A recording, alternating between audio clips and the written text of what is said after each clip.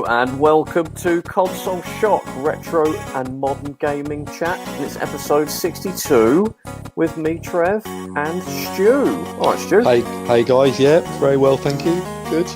Having a good time hiding from the storm we're experiencing at the moment. Yeah, it's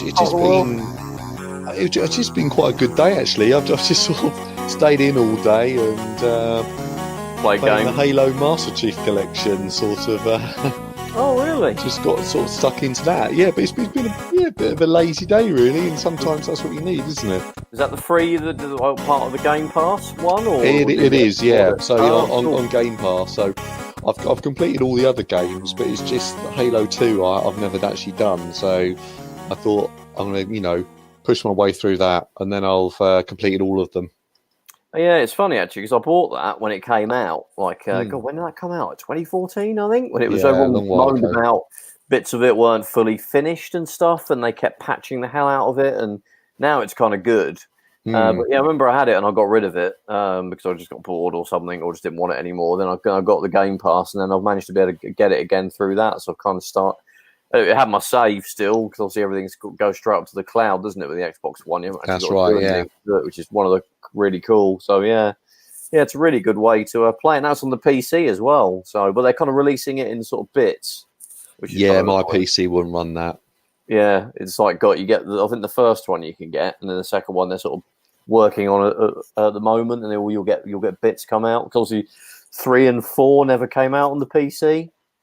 And a few of the others never came out, so yeah, it's kind of cool. Really cool Game Pass. I enjoy it actually. Money. Yeah, cool. Right, so it's been up a little bit since we've had a guest, isn't it, Stu? People like to put up with. We've had a couple of episodes voices where it's us ranting a little bit and things like that. So yeah, it's good to have a guest on.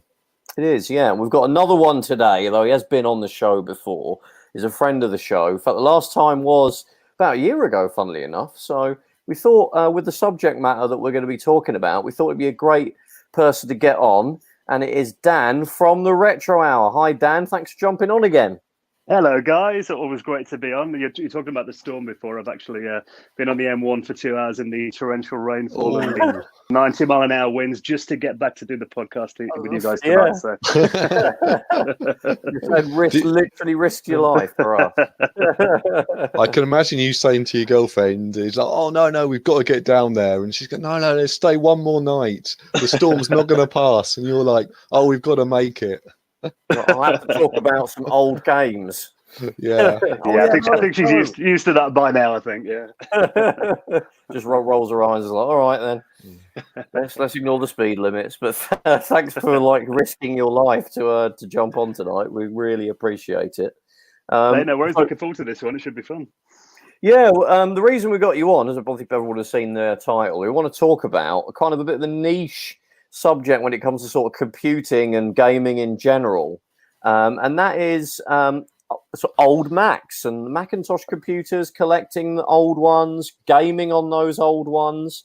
Now, I say it's niche because any kind of computer-based gaming that's retro, people would obviously think about DOSBox and maybe buying some games off Good Old Games and obviously the Amiga, which we talked about with you, Dan, last time you were on, and sort of that glorious sort of, I would say 1990 to sort of the end of the 90s DOS gaming golden age, where we had Doom and Monkey Island and Wolfenstein and X-Wing versus TIE Fighter and TFX, all those amazing PC games. But, one side of it that, we, in this country, I don't think was something that was a big thing was the Apple Mac. And now you've done a few videos yourself, haven't you, Dan? On I think it's something you like to do, isn't it? Is grab some old Macs and sort of get them running and try them out. You've had some recent videos on your channel, haven't you, about old Macs?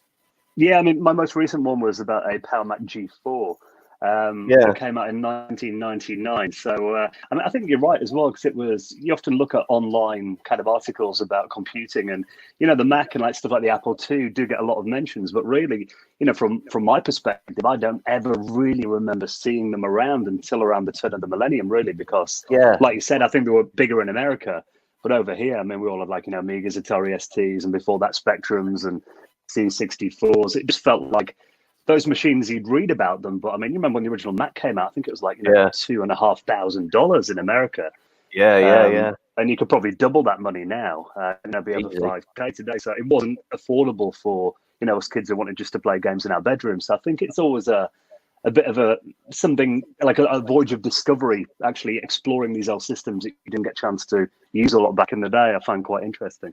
Yeah, absolutely. Yeah, I mean, it's interesting when you look at the history of Apple. Obviously, it's very easy to see what happened in America, because obviously it's an American company, and it's quite sort of famous now. The whole, Jobs and was in that garage and all that kind of stuff has kind of entered folklore. But in the UK, obviously, it was very different. They established a UK branch, or I think it was probably the European branch that had a UK office, and we got the Apple II.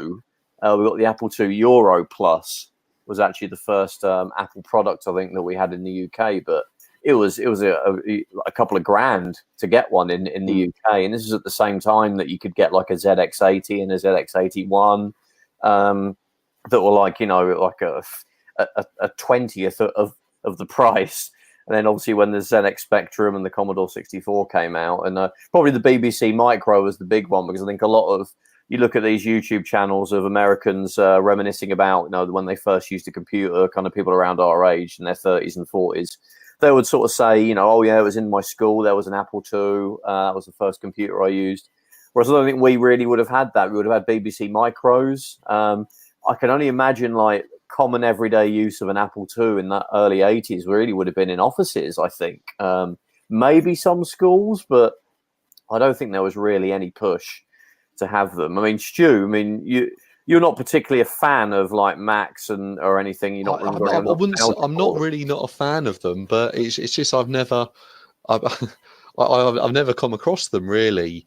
I remember I lived in Canada for a year after university, and we had as you do, you rent a room in a house, and there was a Mac that used to be in the living room, so I used to check my emails on there and stuff, and that was probably for about 9 months. Well, okay, I regularly did use one, but I always think it's sort of, funny, Dan, on your podcast, where you have all these sort of great people from the gaming industry, from America, and you realize, oh, what got you into gaming? What was the first computer you have? And probably 50% of people, oh yeah, I had the Apple II, and it's sort of quite funny how over here we just it never really entered the sort of the zeitgeist of sort of systems or sort of computers to have, and we just went down a completely different route. And obviously it was much later when the first time I used to sort of see them was when all the the big colourful ones sort of started to come out.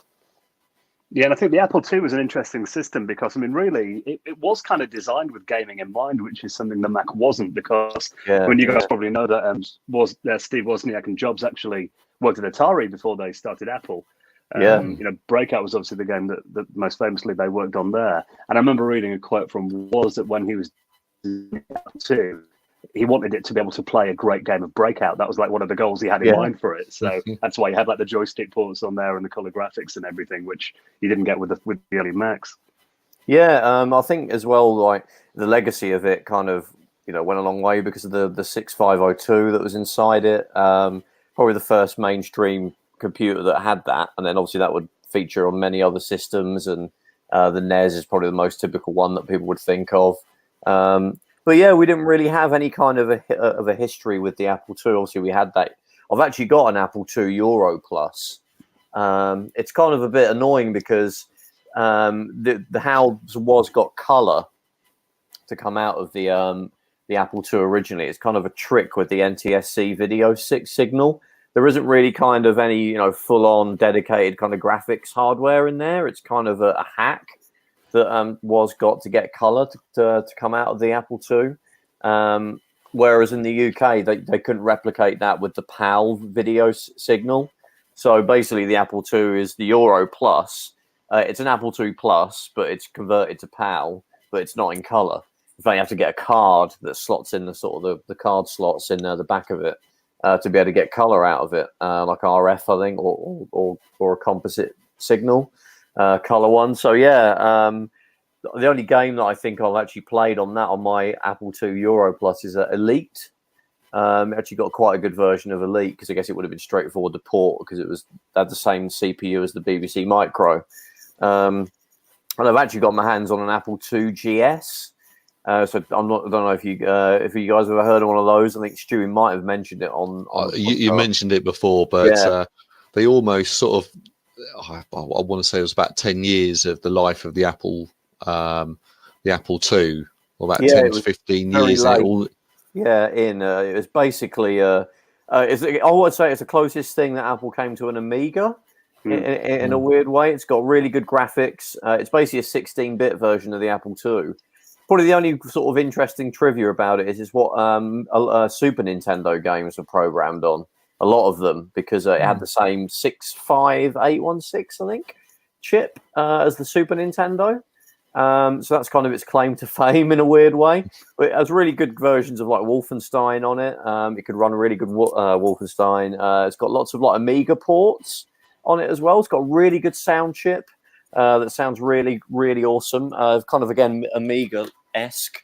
It's quite a good piece of kit, and it's backwards compatible with the Apple II, which is kind of the main selling point for it. But kind of, because it was released when the Mac was kind of gaining momentum, they didn't really want to promote it too much. So it never really got any kind of a big push from Apple, even though it was a pretty damn good computer that could hold its own against a Mac. In fact, it was color before the Mac became color with the Macintosh 2. So it's actually a really interesting machine. They're quite expensive, though. You're looking at sort of just, quite a common theme, isn't it, Dan, with these things? Oh, absolutely. Well, I think it's an interesting system anyway. Like you mentioned, then the fact that the Mac was out, I think it kind of proved how, kind of what a state of confusion Apple were in around that point. And we got to the late 80s to the early 90s where they were actually still upgrading their previous generation rather than focusing on one product line. And so I think they actually kept that on sale until the mid 90s, didn't they? The GS. Yeah, they did. I think quite a long time. Yeah, the original Apple IIe, which is kind of the final iteration of the original Apple II. I mean, I think that carried on till like 1993. I think was when they actually finished production. So it was so popular in the US they just kept like milking it really until the bitter end. But yeah, like the 2GS, I think probably died before the Apple IIe, funnily enough. But it's got like games like Rastan, Thexter, Sylphid, Wolfenstein's already mentioned, The Immortal. Loads of really, really good games. I mean, obviously, unless you really want to try like the Apple II versions, you're not really going to get much over what the Amiga versions would have. Well, I'm not sure there is actually a Rastan for the Amiga, or not until the recently there's been a homebrew of it. But yeah, kind of a cool computer, again, backwards compatible with all the Apple II games as well. There was also a ton of thousands of Apple II games. Prince of Persia is probably everybody's the most famous one, and like Sky Fox and some very early EA games were on it. In fact, your last episode that I listened to, Trip Hawkins, obviously, there's a great example of someone that started out on the Apple II. Yeah, and he was, that was kind of his goal. He was really into games, and then I think when he saw that Apple weren't really going down that path, he, had an idea to start his own company, and didn't impress Steve Jobs too much when he left. Worked out all right though, didn't it? In the end, funnily enough. Hard to argue that now. But yeah, and then we go into. In terms of the UK, I think like I remember seeing as like a kid in the 90s, like I used to love picking up like computer magazines like PC Plus and things like that, just to see. Because I had a friend that had a PC, so I used to game with him on that when I'd be around his house. I used to love gaming on PCs. There was never any chance my parents would buy one, because obviously even a low spec PC in those days was well over £1,000 in sort of the early to mid 90s. And I remember picking up the magazines like PC Plus and PC Pro. I think PC Pro's still going, which is crazy.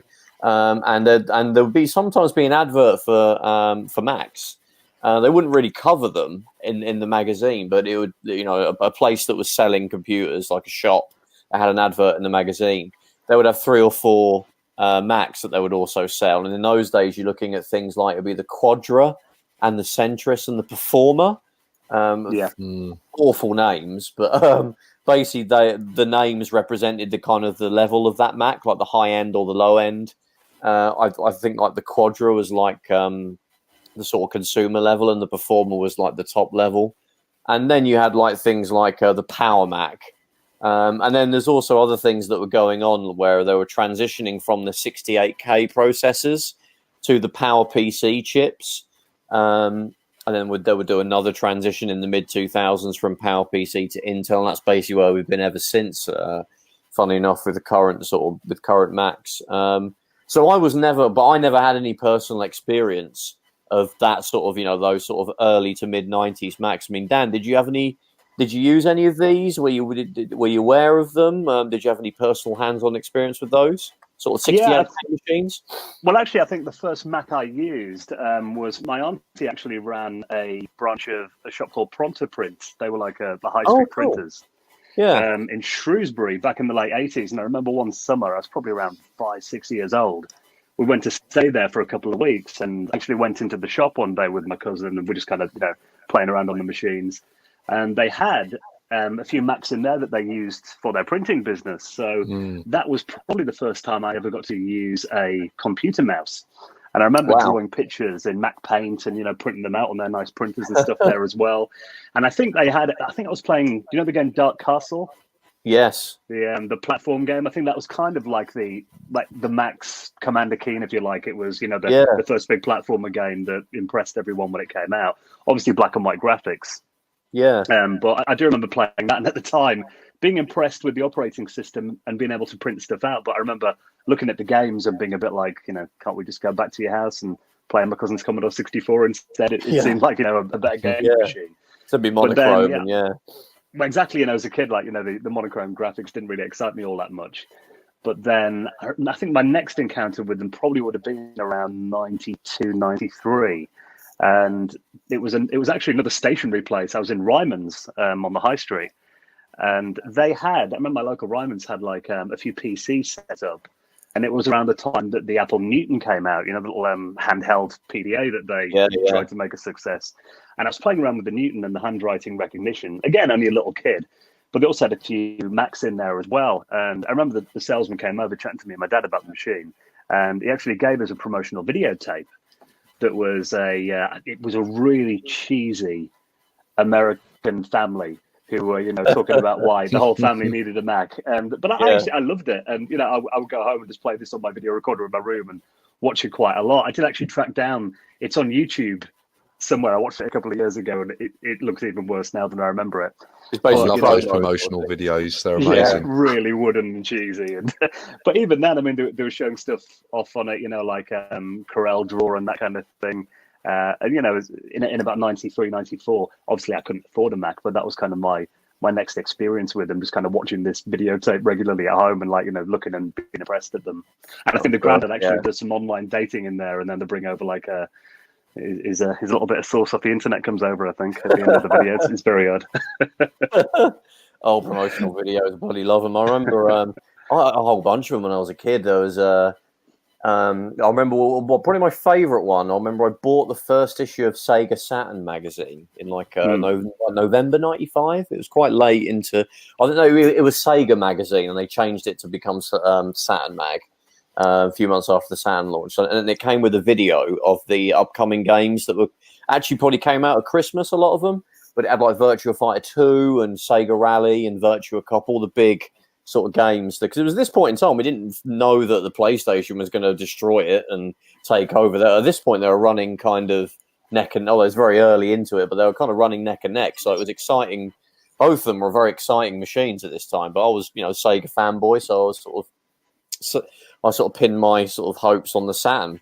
But yeah, the video had all the footage of all these games. I just watched the hell out of it, wore it out, I think. And other than that, I remember a Street Fighter 2 video that came with Nintendo magazine system, which I think is still going. That magazine, I could be wrong. Like the official Nintendo mag.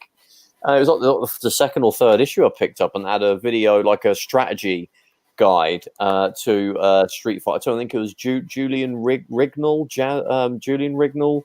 One of the sort of journalists that was may have been in a lot of magazines. He was on that mag, and took you through how to sort of be really good at Street Fighter 2. Didn't have a Super Nintendo or anything. I've only been out a few months, I think, the Super Nintendo at this point. But that was great. There's a great one on YouTube for the turbo graphics as well. Like the if you look it up, like Turbo Graphics promo VHS, like these two like sort of good looking sort of teenage dudes sort of walk into this presumably one of their living rooms with a boxed Turbo Graphics, and then they open the top flap and like basically an explosion comes out and hits them in the face and electrocutes them. It's that exciting. So yeah, it's like if your Turbo Graphics really did that, you might want to get it looked at, I think. But yeah, they were great though, promotional videos, because I mean, obviously back in those dark days, four channels of TV, no YouTube or anything. I mean, what else were you going to watch? That was the only way you could do it, really. I mean, on the magazines, you just got static images and stuff. And I remember weirdly, I got a random one with, I think I got an issue of like Shoot magazine, the football mag. I think it's still going, or might still be going. And that came with like Donkey Kong Country promotional video, which was so random. But obviously, it was great for me because I like video games. But at the end of the video, it had a compilation of about 10 adverts, like the Rick Mail ones and the ones for like the Super Game Boy and all that stuff. So it was kind of cool just for those, because you kind of got a bunch of adverts all in one place. So yeah, they're also a big thing in those days. But yeah, going back to sort of the Macintosh. Stu, so obviously you're probably the least experienced of sort of Macs out of the three of us, I would say. But yeah, when would you say you first kind of encountered a Mac in real life, or you first? I remember it was always like the computer that was used for desktop publishing. Yes, that's a term you don't really hear anymore. Desktop publishing, and people in the sort of the creative industries. So in the sort of schoolboy school playground chats, it's good for that, but it's not good for games. And yeah. I remember when I was about sort of 19, 20, I worked in the Wetherspoon pub, and I had a mate of mine, and he had he just sort of he was trying to get into sort of the not interior design, graphic design world.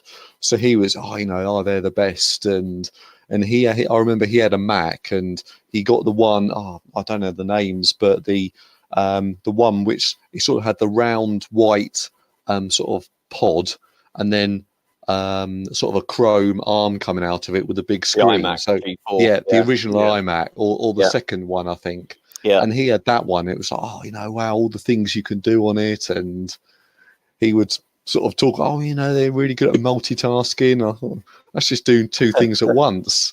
Yeah. And it's really good at computer. It's really good at computer stuff. Yeah.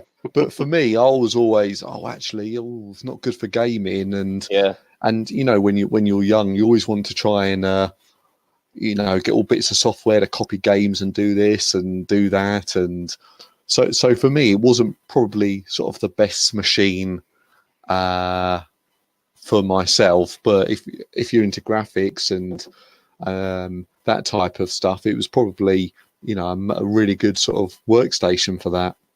I think for me, the first time I saw one in the flesh, it might have been, I might have, walked past one in a shop or something, but I don't recall ever doing that as a kid. Again, bear in mind, I grew up in a very old-fashioned seaside town in Essex, so I wouldn't be at the cutting edge of anything, really, unless you knew someone that was into that stuff, and I didn't.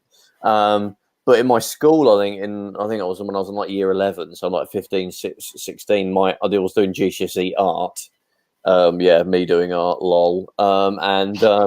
There was a... In the art sort of class, it's almost like a studio looking type deal that they had set up there. Kind of cool. They actually had I think they had two iMacs.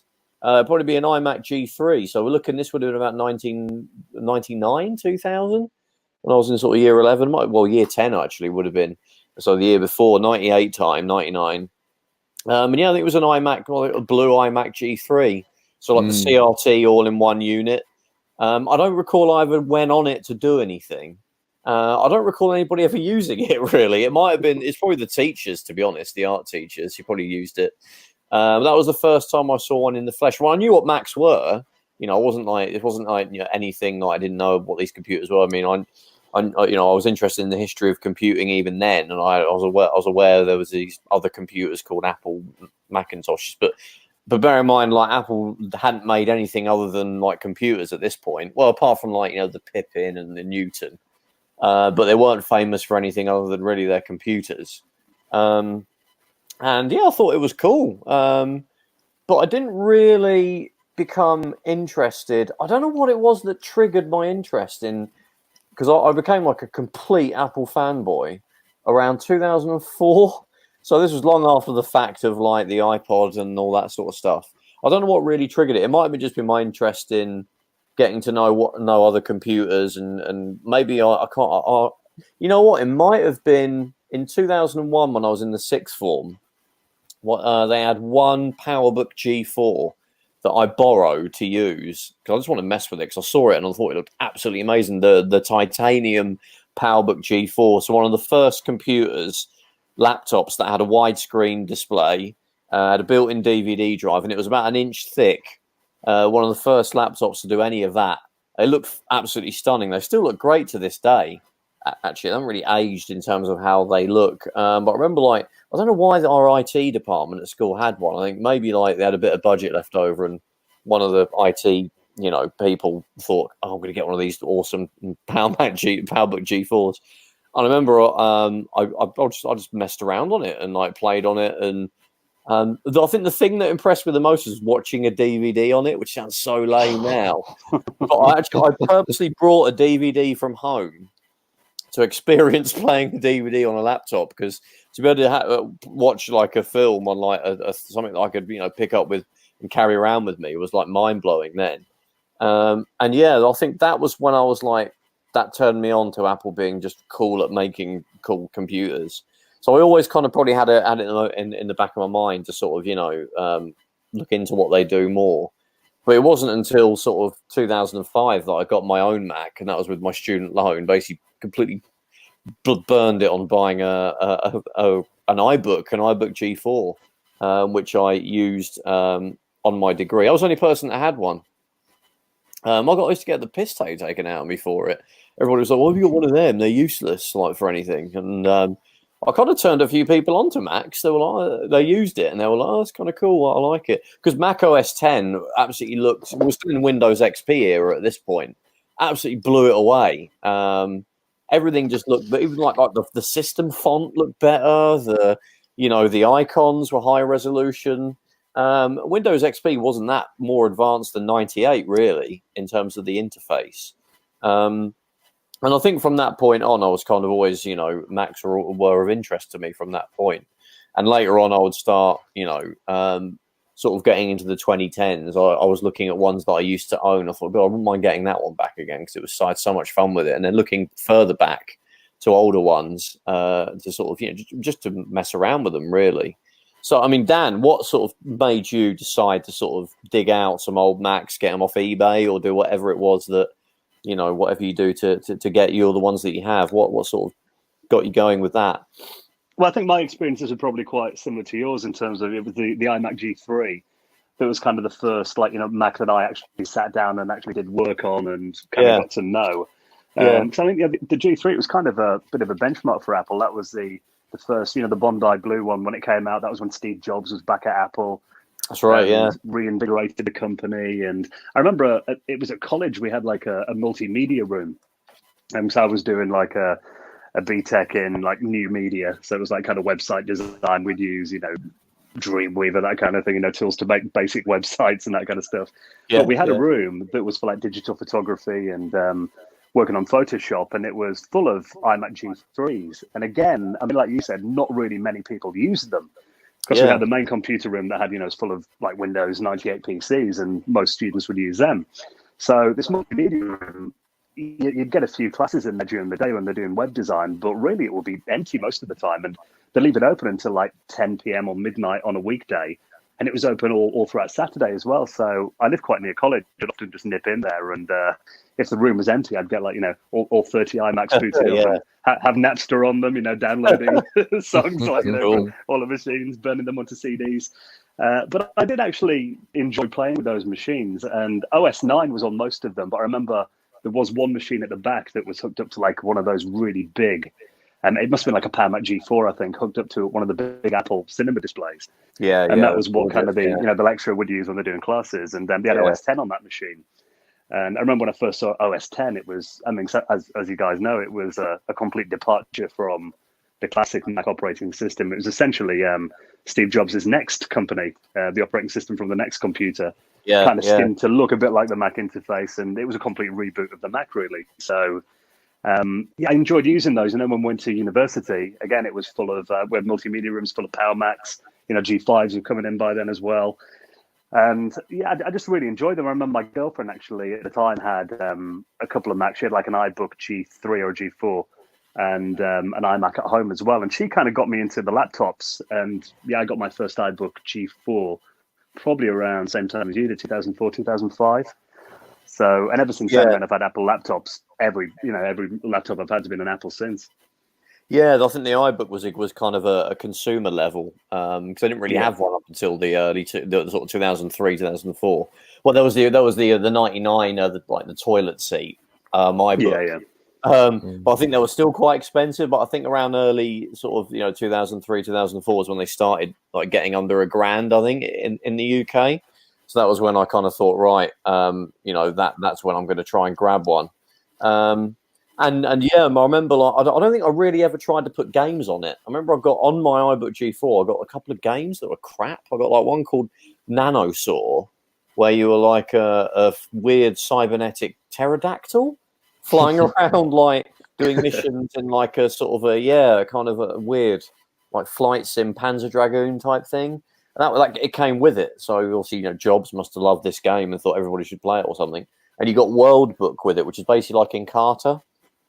But it wasn't really. But I wasn't really looking to play games on it. I used it for work and the internet and all that sort of daily, basically a daily driver. And I think I experimented. I mean, I upgraded that laptop a few times over the years, and not that one. I went to new models, sort of thing. You'd have to basically drop one Mac and buy a whole new one. Really, you couldn't really upgrade them. You definitely can't these days. They're completely closed. But I always wondered, about older Macs, and I always thought, I'd love to get one of those titaniums. The first Mac that I really used at length. And like the great thing about getting into the gaming side of it, I think a good Mac to sort of have if you really want to look at sort of games in the 90s and games up until about sort of mid 2000s is something like a Power Mac G4 or a titanium PowerBook G4, because you can like have them boot into OS 9 and a Mac OS 10. And I mean, Dan, obviously you've done a video recently about this. I mean, why would it be important to have an OS 9 installation as well as an OS 10 at the same time? It's kind of a weird concept for people that are only used to PCs. Yeah, well, I mean, kind of what I touched on before, the fact that OS 10 was, completely different operating system based on a Unix foundation. It wasn't compatible with earlier Mac applications. Yeah. The early versions of OS 10 actually ran OS 9 in a virtual machine to allow you to run older software. But really, I mean, if you want that kind of raw speed, it is best to dual boot, which is what I do with my Power Mac G4. I've got actually two physical hard disks in there, one with OS 9 on and one with OS 10. Yeah. And OS 9 is actually good because it can also play the 68K stuff. Yeah, that's right. So, tons of games. Yeah, so you can kind of go back to the the earliest days of the Mac. So if you've got that machine, I mean, essentially with a higher end Power Mac G4 that's got OS 9, OS 10 on there, you pretty much play all the games and use all the software. There are some stuff that won't work with it, but I found I do get a pretty good success rate with stuff from like 1984 up to the mid 2000s, really. So, and those machines, I mean, I got two Power Mac G4s off Facebook Marketplace about 5-6 years ago, maybe. And the guy wanted a $5 for them. He just wanted to rid of it. Yeah, and they came with a mouse and keyboard and everything. So it's like, there's a good point to get into those machines, I think, because they are like rock bottom prices at the moment. And I think those prices are going to go up. I'm actually looking on eBay at the moment, the Apple PowerBooks G4s, £50. Yeah, now. Cheap. Yeah, get one that works, of course. But like I said, I would sort of. I mean, in terms of the actual games, I mean, people are wondering, okay, so it can play games, but what games did it have? when you're looking at like things that would run in the classic Mac OS or Mac OS 9, games that would have looked to use the 68K processor and later the PowerPC, you're looking at probably got a greatest hits of what the PC of the best PC games of that time as well. You've got things like obviously Doom came out, Wolfenstein 3D. A lot of Amiga games had Mac versions, Flashback, Another World, Monkey Island 1 and 2. Some of the later sort of 90s PC games had Mac versions. It was basically one company called Mac Play. They pretty much, though, they single-handedly ported a ton of PC games to the Mac, pretty much on their own. Though some companies were able to do it themselves, like LucasArts, obviously with things like Monkey Island, that they just made a Mac port.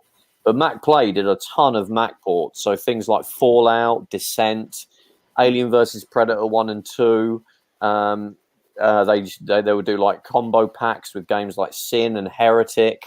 No One Lives Forever and games like that. And also, I think they would also port, there was a company called Aspire as well that would also, when we hit sort of the late 90s, early 2000s, that did things like Doom 3, Quake 4, and even things like Tomb Raider, the original as well as the later ones like Anniversary and things like that, mid 2000s. And a lot of the famous sort of PC software. I mean, I was a big fan of things like the Star Trek Omnipedia and Star Trek The Next Generation of Final Unity. They got ports to the Mac as well. There's even like Microsoft Encarta that was on the Mac. And if you have that kind of, a Mac that can boot into both of those, you can pretty much run a huge amount of those sort of early to mid 90s Mac games on like a titanium PowerBook G4. And it will run them brilliantly. You could have a slightly later PowerPC Mac, like the PowerPC Mac's kind of finished in 2006. So if it's a laptop, I probably tend to recommend a laptop over a big Power Mac G4 because just for space reasons, and you can take it with you, But with something like that, you could play the later PowerPC games. Although you've got the trouble where they did cut off support to allow you to boot into the classic Mac OS 9. They cut that off, so you could only run it in the emulation or the virtual machine environment Dan was talking about in OS 10, and that can create issues with some games. The other day, I was actually playing the original Tomb Raider in Mac OS 10, and that actually works. Quake 2 worked okay for me as well. Some of the 68K, like SimCity 2000, was a 68K game. Some of them actually were in that sort of middle period when they were moving between 68K and PowerPC. So they sort of made two binaries of a game. I think with SimCity 2000 was one, where they made a 68K version and a PowerPC. So whichever one if you were on a 68K, you'd run that, and it would run a little bit better on a 68K machine. Whereas if you had a PowerPC, you could run the PowerPC binary. All these are on the same disk. You didn't have to go and buy two versions. And you actually find that with sort of, that period of the early 90s games, they're a lot easier to kind of get running on a Mac than perhaps a PC, doing the equivalent kind of thing with a PC, like on a Duke Nukem 3D or something. As long as you've got Mac OS 9 working somehow, whether it's in Mac OS X in a virtual machine, although that can be glitchy, or you could just boot into it. These days, I mean, if you've got the disk, you just pop the disk in and install it, and it will just work. You haven't really got to worry too much about it not knowing your graphics card or getting DLL files to work in Windows or configuring your, config.sys in DOS and all that sort of stuff, because none of that was part of the Mac operating system. And there was a limited amount of Macs that these games could run on because Apple only made so many models. So it was easier to kind of have a game run across a lot more machines and have it work well without you needing to really tweak too much. I also think as well, you're talking about those early 90s games as well. You mentioned them, stuff like Flashback and Lemmings and Prince of Persia. I actually found them in recent years. There is a really good Mac emulation package for the Amiga called Shapeshifter. Cool. Because, the Amiga was based on the same processor line as the Mac, the 68K. Yeah, You can install that and actually run it, full speed on Amigas. And recently I've been, playing a few Mac games on the Amiga and stuff like Prince of Persia and that. I mean, if you've got a graphics card in your Amiga, they look so much better than the versions I remember coming out on the Amiga and the Mega Drive and stuff like that. Much more color in them, more sound effects. And you often find that the Mac versions are a lot better than the versions that we got on the cheaper platforms at home, even though they were, released on the same processor architecture, just because the systems were higher end, really, I suppose. Yeah, I mean, that's a really good point, because talking about a game I've already mentioned, actually, The Secret of Monkey Island, the Mac version, it looks way better than the Amiga version. I think it probably came out a year or two later, but it looks amazing. It can run in 640 by 480, which obviously the Mac version couldn't, or the Amiga version, sorry, couldn't. It's just a really great version of that game. I think there's a CD version that's got the voice acting as well. And again, really easy to get running. Obviously, it's a little bit fiddly getting that to work maybe in DOSBox. And obviously WinUAE, if you're using a PC and running an emulated Amiga, can be a bit not exactly super user-friendly to get going. Okay, you've got like the good old games versions now that you basically install, really easy on a PC. Although probably the best way to play it is if you get the remakes that came out for the Xbox 360 and the PS3, a few of the special editions. But really, if you want to use the old school version, probably the Mac version from the mid 90s is probably the best. I think that'll run in classic Mac OS or PowerPC Macs. Looks really awesome. Same with things like SimCity 2000, on a titanium PowerBook. Obviously, you got a really nice high resolution screen, widescreen. So when that's running on it just runs on the OS 9 desktop, SimCity 2000, you can really give yourself a huge wide view of your city that you're working on. That would have taken a hell of a it would have been 640 by 480, I think, in DOS back in the day. You can go way beyond that with the Mac version. So I think it's good. I mean, you could basically get yourself set up with a really nice, get one Mac set up, get a disk image going. A great place to get like an OS 9 disk image is a website called OS 9 Lives. They kind of have a pre-packaged.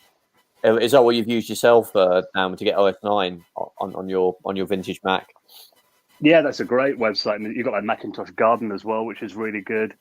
Yeah, a lot of these kind of old CD images and floppy disk images, you can just download them straight onto your Mac, and then they're often released in like ZIP files, they're called, aren't they? Kind of like a Mac version of a zip file.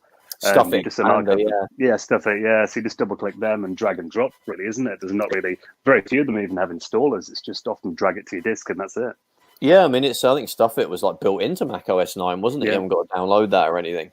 I think a good way. I mean, Dan, we could go through how you got your setup going, but for myself, I think that what I would do in terms of getting a setup going is you basically install Mac OS 10, whatever the highest version you can get on whatever Mac you've got.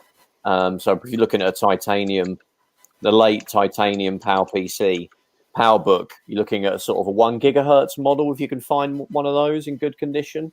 I mean, you can upgrade those. You can take the hard drive out and put like an SSD in, just so you haven't got too many moving parts that are going to fail on you at some point. But if you've got that, you can get like OS 10.4 Tiger, which is a pretty good version of Mac OS. Runs nice on a sort of the higher end titanium PowerBook.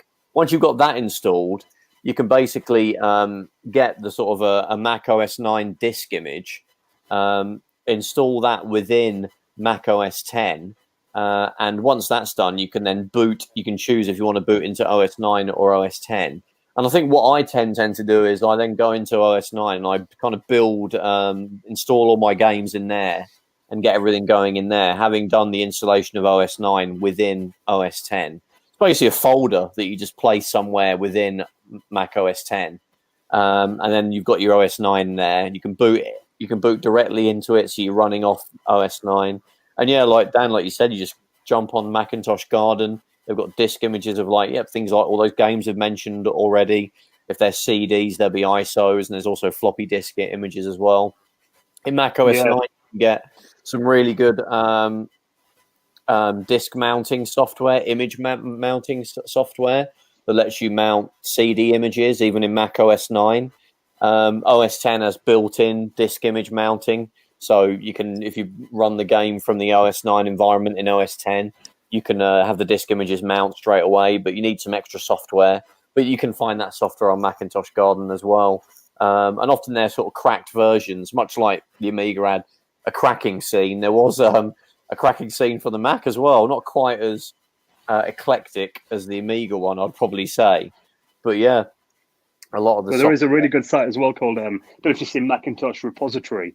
That's a huge website. It's got, I'm looking here on it. It's got over 171.2 terabytes of old Mac files on there. Yeah. And I found that site is incredible. That's got everything on there, even down to, say you want a specific version of Photoshop from 1999 that came out in the summer.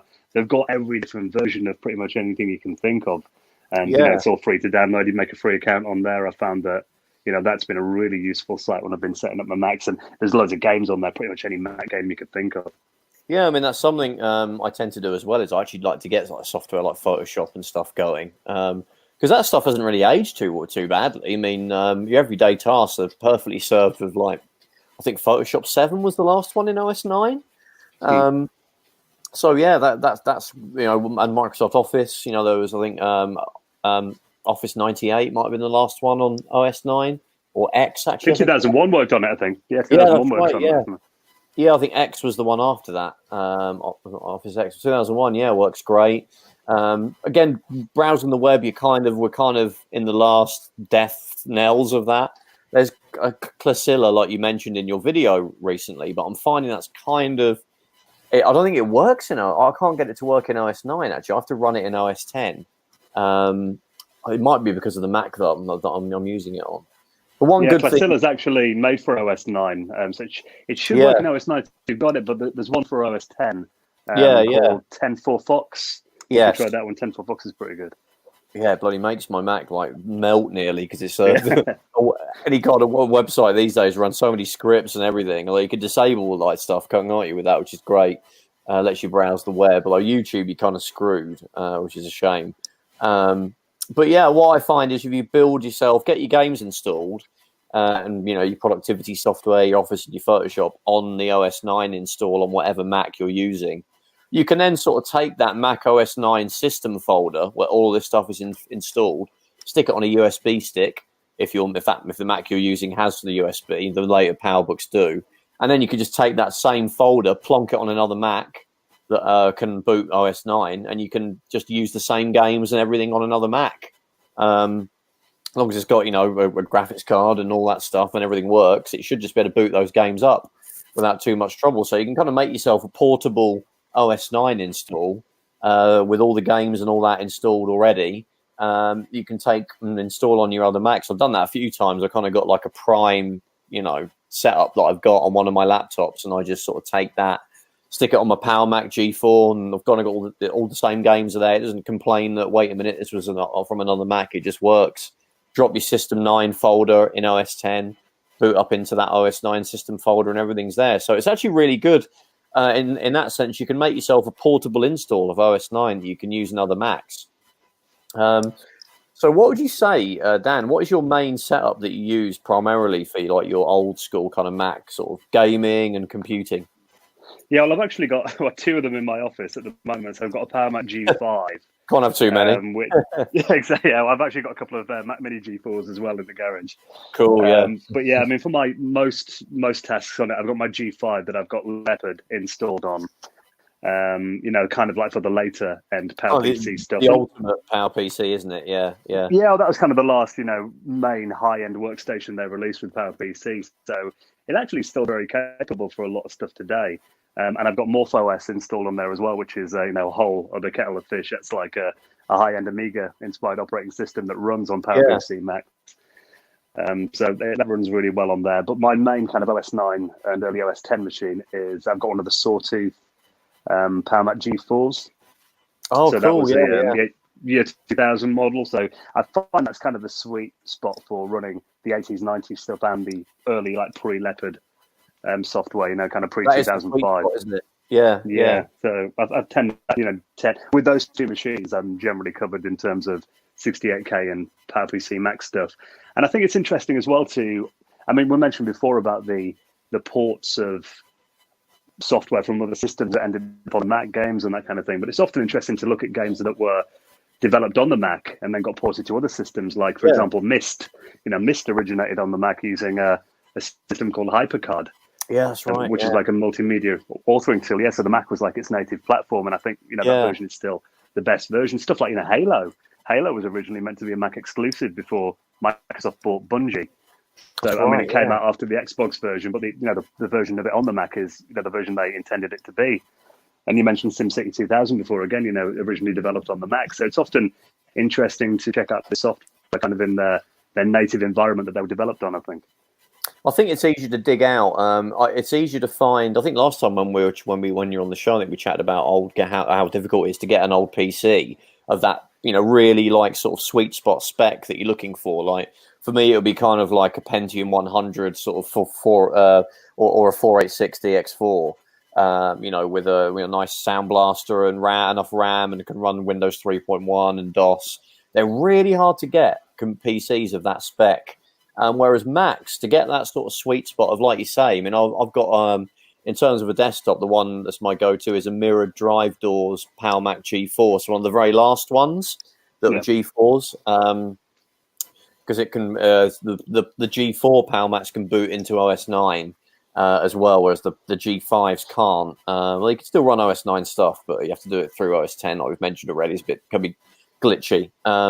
But yeah, that's kind of a sweet spot. But it's a piece of cake to get one of those on eBay. There's tons of them, and you grab yourself one of them, and you've got, probably most of the greatest hits of PC gaming, all from the from the 80s and certainly in the 90s. You covered when it comes to Duke Nukem, Doom, Quake, Carmageddon, SimCity 2000, Monkey Island, Flashback, all of those games. There's a Mac version.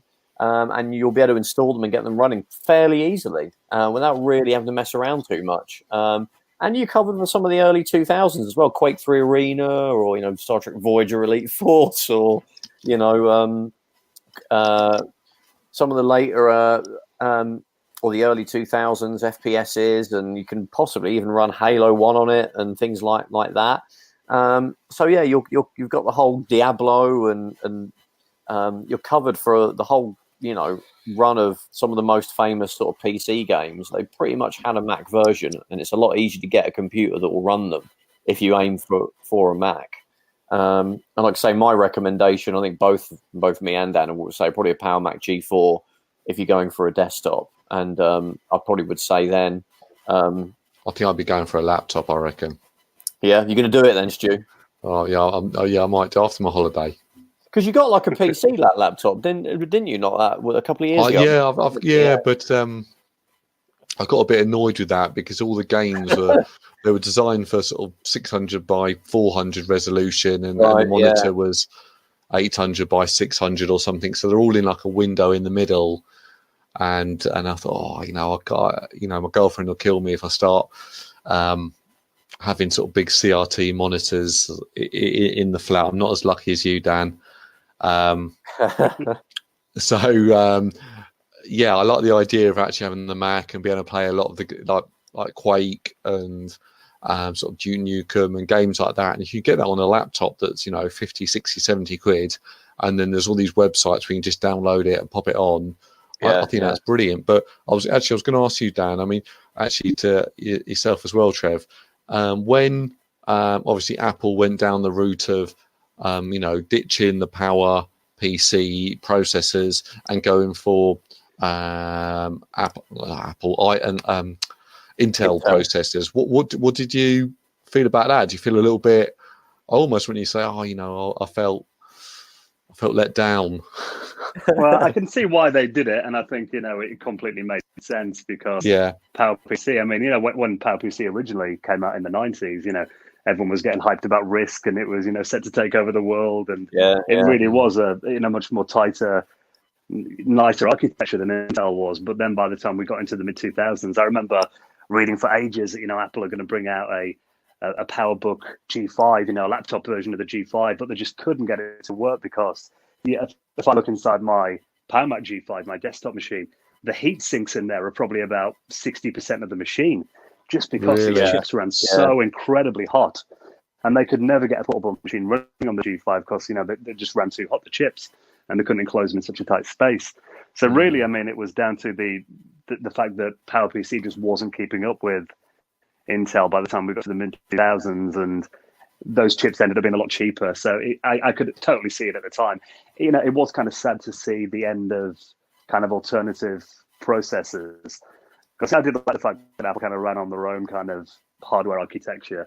I mean, we have stuff like ARM today and Raspberry Pis and that, but really it kind of felt like everything just moved to Intel then, or AMD. It felt kind of like alternative platform kind of died a bit.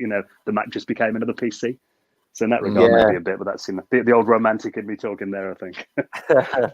Yeah, it was a really cool thing that you could hit PC users over the head with, was the Power PC, especially in the early 2000s, actually destroyed like the Pentiums at the time.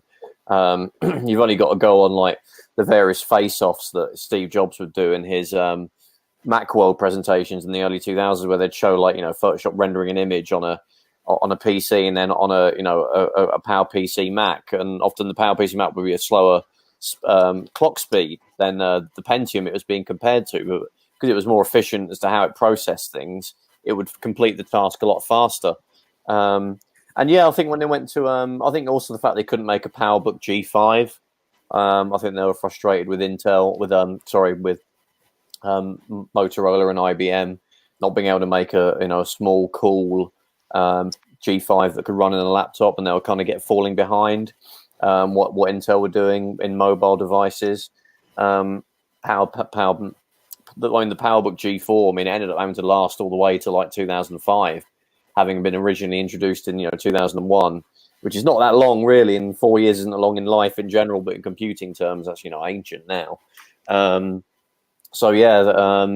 They kind of basically just got around that by just introducing like new designs to the body, and the aluminium PowerBook G4 kind of took over from the titanium. It had the same processor in it really, but it just had it was just a bit sleeker looking. Still awesome though. But yeah, and I think that kind of thought we need to look somewhere else. Probably like developing, the development of the Xbox 360 and the PS3 didn't help, and the GameCube and the Wii, because I think they ate into the sort of the amount of time that IBM and Motorola had to work on new Power PC processors. And I think, not being funny, that they'll be able to buy. They'd make more money from Sony and Microsoft buying millions of processors than the Macintosh platform, which is only a handful of people in comparison use. It's bigger now, but in those days, I don't know how many active OS X users there were in like 2005 when I bought my iBook, but it was probably like 20 or 30 million or something. It was less than 1% share, wasn't it? Of the market. It was tiny. It was. Yeah, when you think how many PS2s there were around that time, like 150 million, the volumes are like minuscule compared to what a console manufacturer could do. So that kind of ate into their time as well. I was disappointed. I thought it's just another PC now, isn't it? Even though that was a silly argument, because in the 80s they had Motorola processors, and that was used in the 68K. That was in everything. It was in like the Atari ST, the Amiga, the Sega Mega Drive.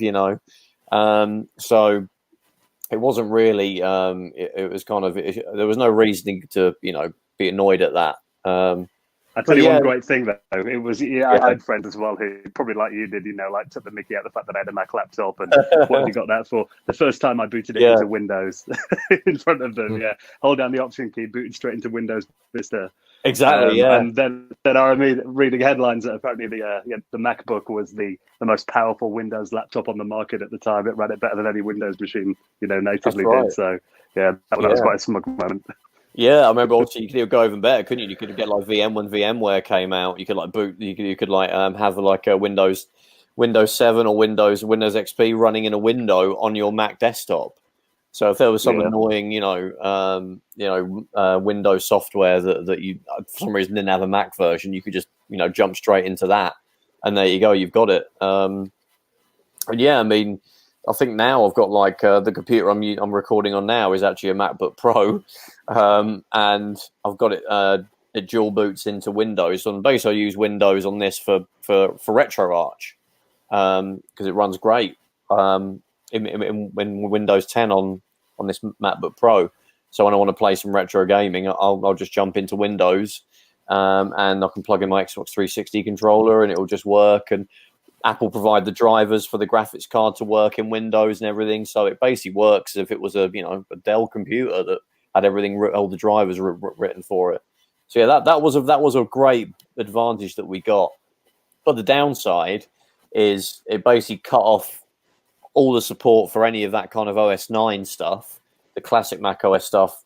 Apple completely gave up on that. So all those games that maybe you've built up a collection from won't run on MacBook Pros or the Intel iMacs or Intel Mac Pros. And the same with PowerPC games. So even the ones that are from the Mac OS 10 era, the sort of 2000s, those games won't work either. I mean, there was some software that's built into Mac OS X, earlier versions of it. It's not in there anymore, called Rosetta, which allowed PowerPC apps to run on Intel, but it only covered things like productivity software and office software. Don't think it worked for games. So you're stuck, but if you got Battlefront, Star Wars Battlefront, which came out in 2004 on the Mac, that was a PowerPC game. But there was a period when they kind of released universal binaries, wasn't there, Dan? Were there things that would work on both? Yeah, they were big files as well, weren't they? So they have two different versions inside them. Exactly, yeah. There'll be one that's a binary for Intel and one for PowerPC.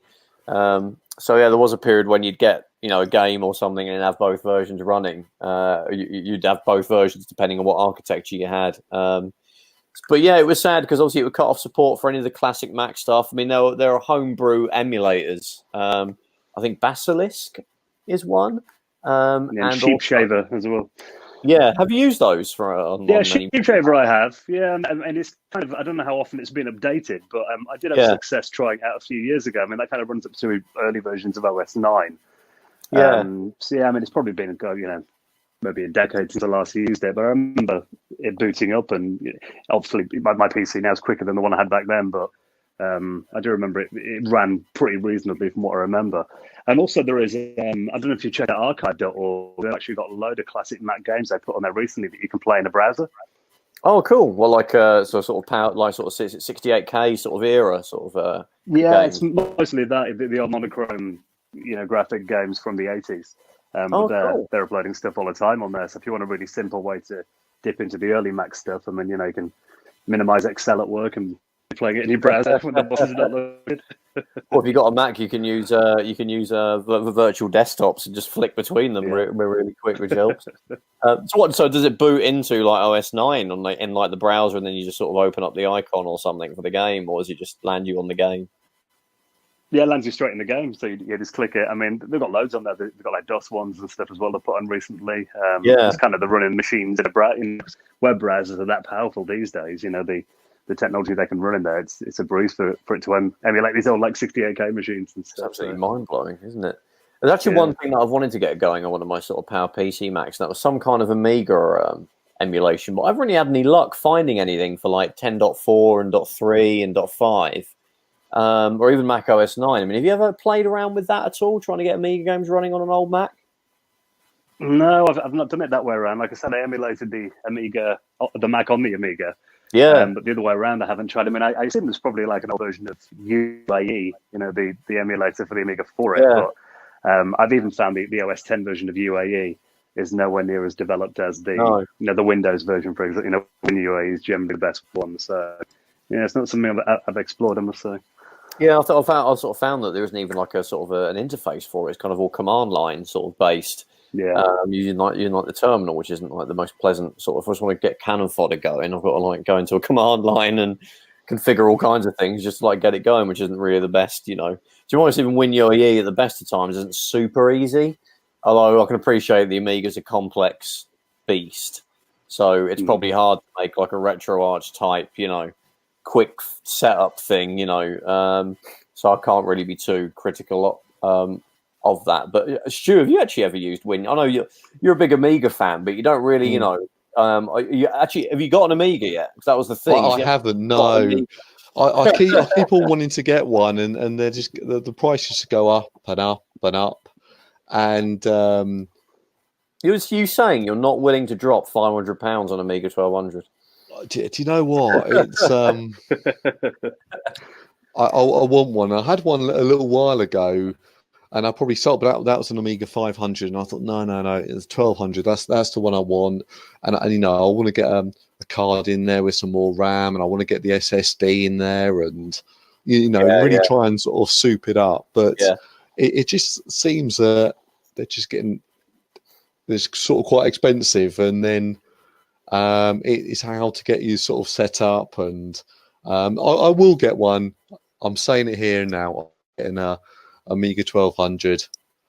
It's funny actually. You're talking about the prices being expensive. Because I took my Amiga 1200 out of the original casing and put it into one of the great A1200.net cases. So thanks, Dan, for turning us all on to those. Managed to grab myself one. Got the translucent one.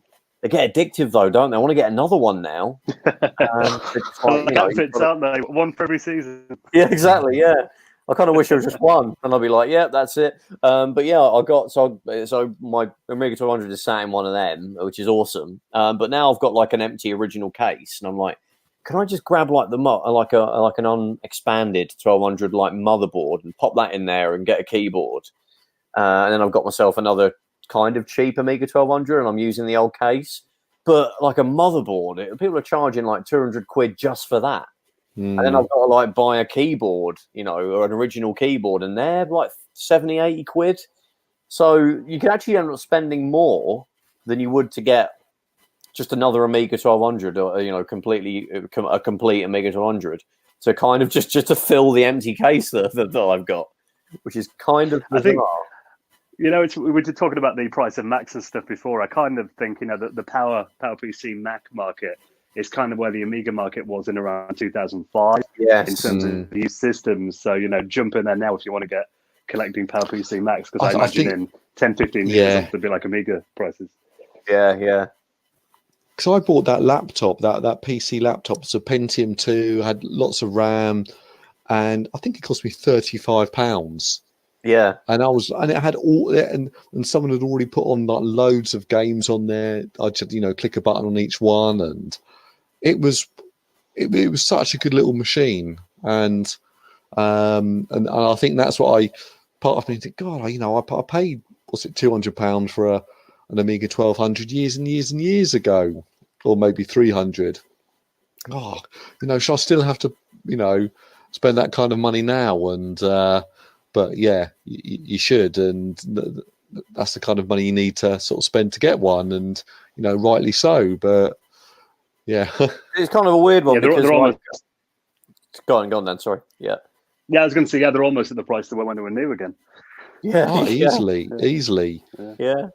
And there's still potentially there are problems with them. But did you see Retro Man Cave's video a little while ago? He did a 3-parter where he bought that pink motherboard for the Amiga 500, and then he put all of the chips on there. Yeah.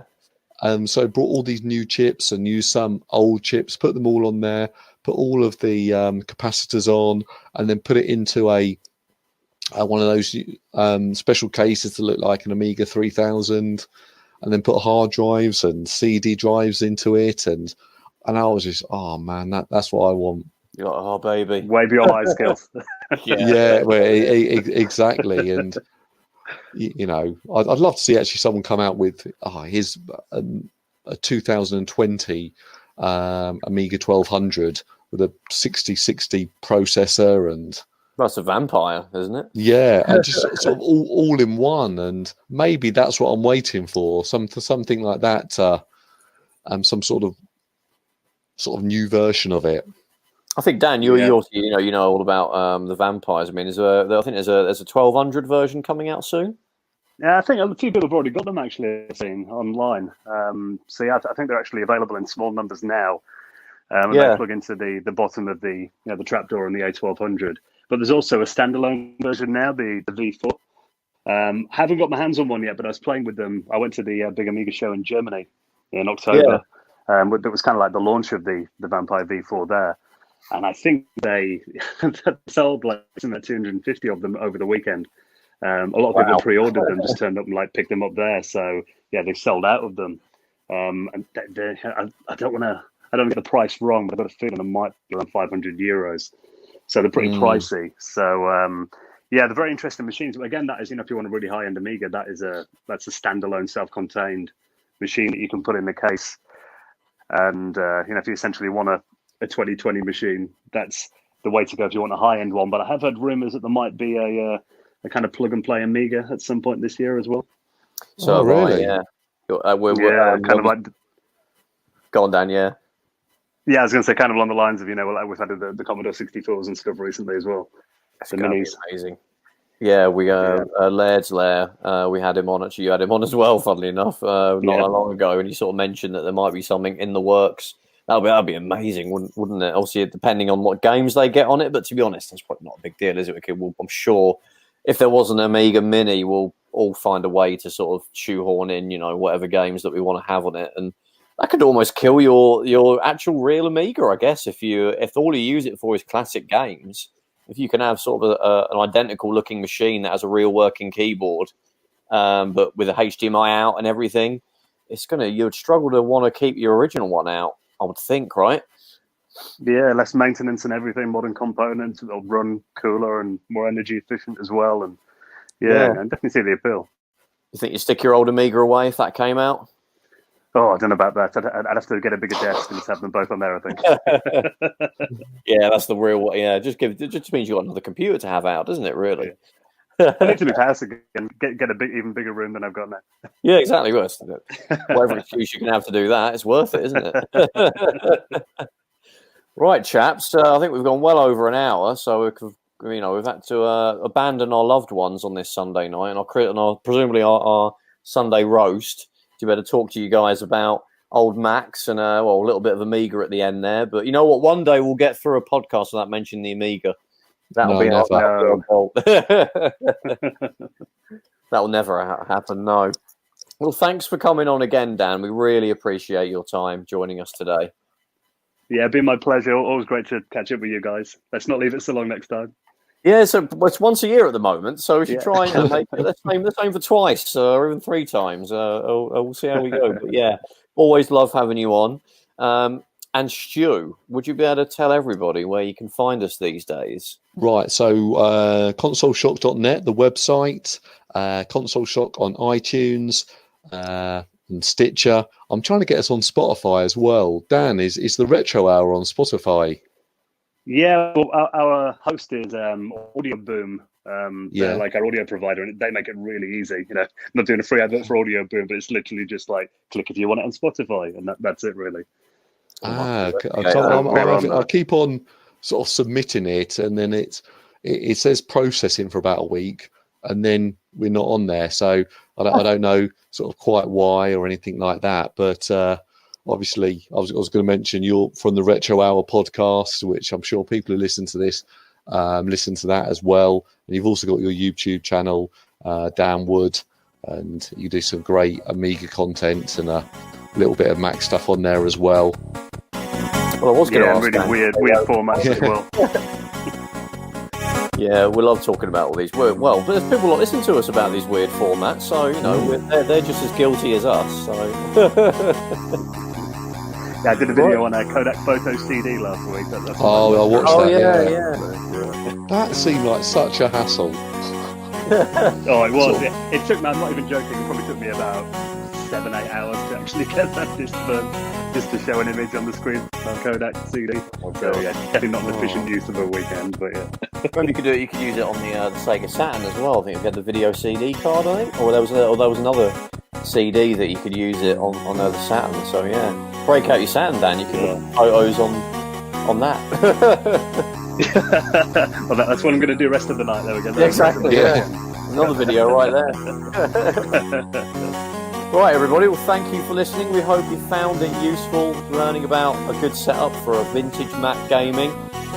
Keep an eye out. We'll be out on YouTube again soon with another episode, and Stitcher and all the other gubbins that we're on. Check Dan out on the Retro Hour. Episodes are released weekly, and we shall see you in the next one. Take care, everybody.